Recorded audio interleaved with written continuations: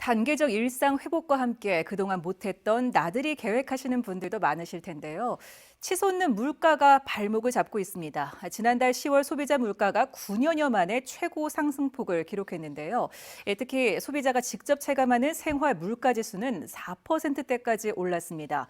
앞으로 더 오를 전망이라는데 취약계층의 부담이 더욱 커질 것으로 보여 대책이 필요합니다. 한태연 기자가 보도합니다. 지난달 소비자 물가지수는 대구는 109.59, 경북은 108.09입니다. 한 해 전보다 대구는 3.1%, 경북은 3.4% 올랐습니다. 상승률이 대구, 경북 모두 거의 10년 만에 최고치입니다. 소비자 물가는 코로나19 대유행이 시작된 지난해 2분기부터 1년여 동안 0%였거나 마이너스였습니다. 그런데 올해 4월부터 2%대로 오르기 시작했고 이후 가파르게 상승하고 있습니다. 이런 가운데 국제 유가마저 크게 오르며 물가 지수를 끌어올렸습니다. 지난달 석유 물가 상승률이 대구는 28.1%, 경북은 27.9%로 13년 만에 가장 높은 상승률을 기록했습니다. 소비자들의 구매와 지출 비중이 높은 품목을 중심으로 한 생활 물가 지수도 4%대로 10년 만에 최고치입니다. 한우와 돼지고기의 경우 대구, 경북 모두 8%대에서 13%대까지 올랐습니다.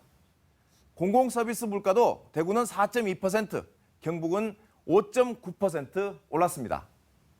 국제유가 상승으로 석유류가 크게 올랐고 계란, 돼지고기 등 축산물도 상승했습니다. 여기에 지난해 10월 통신비 지원 정책에 따른 기저효과까지 맞물리면서 9년 9개월 만에 최고 상승률을 기록하였습니다.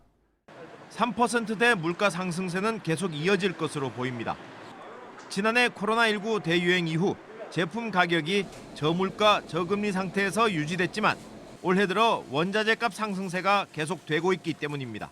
저성장의 고물가 상태가 2, 3년 정도 유지되면은 73년, 79년과 같이 스태그플레이션 현상과 유사하게 나타난다.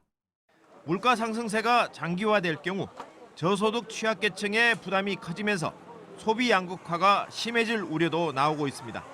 전문가들은 정부가 석유류와 농산물, 원자재 가격 등 공급적인 측면은 단기적인 재정 정책으로 다른 생활 물가에 대해서는 장기 안정화 정책을 펼쳐 고물가를 끌어내려야 한다고 강조하고 있습니다.